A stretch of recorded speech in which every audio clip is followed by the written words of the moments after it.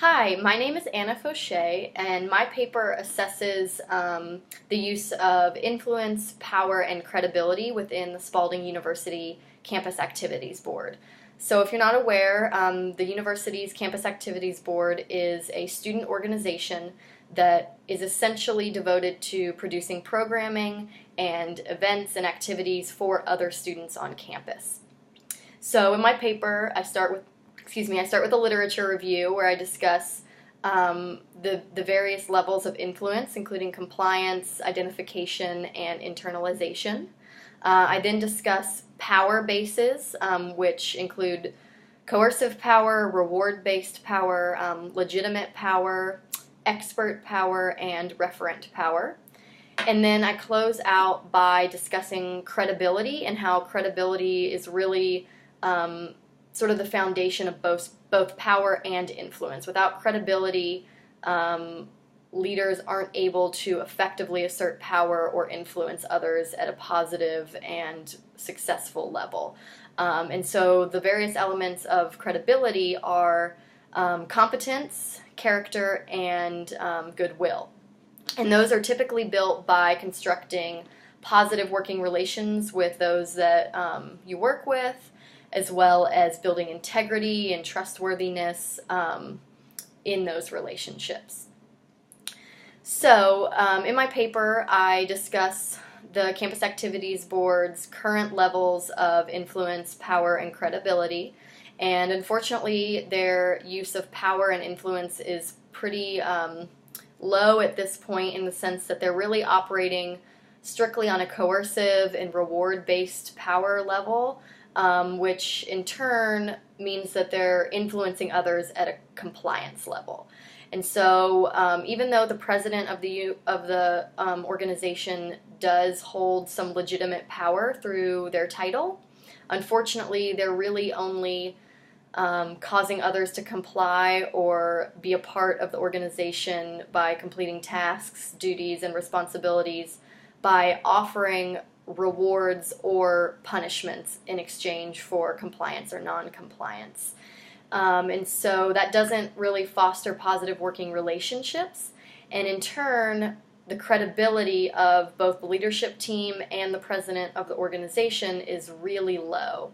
So members within the organization, even though they recognize a certain level of competence within their leaders, they don't see much positive character or goodwill among the president or the leadership team.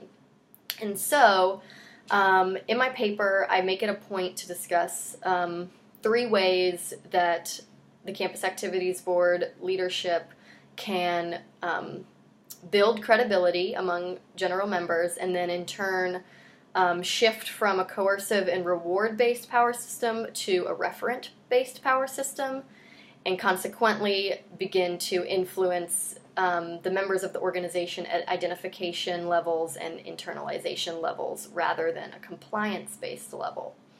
And so when I'm pointing out what they can do, I discuss 3 main points, which is that they can work diligently to build positive working relationships with the members of the organization, which really means focusing on getting to know each member individually, understanding, where they're coming from, what interests them, what their goals are, why they joined the organization in the first place, and also, using strong personal, interpersonal skills like asking open-ended questions and using reflective listening to really get to know each other on a more personal level.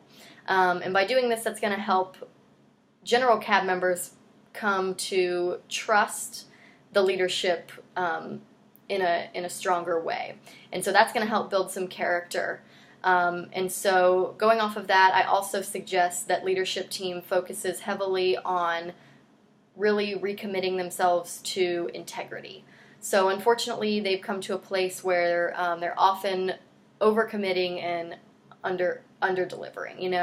They are saying that they can complete a task or a duty and then completely not following through on that. And so what I suggest is that they refocus their energy on building trust within the organization so that members will see them as trustworthy, trustworthy leaders, essentially, someone that they would like to comply with, right? So if you respect and admire your leader, if that relationship is built on personal understanding and trust, you're much more inclined to comply than if you don't have those feelings towards your leader.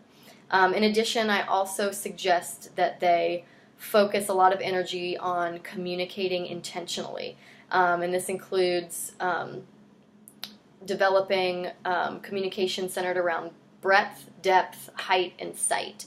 So really committed to expressing exactly what they mean when they're trying to say something, going over all of the specifics of their argument or the information they're trying to convey, discussing how this information is going to ultimately affect the organization as a whole, and then how it's going to affect the organization in the future.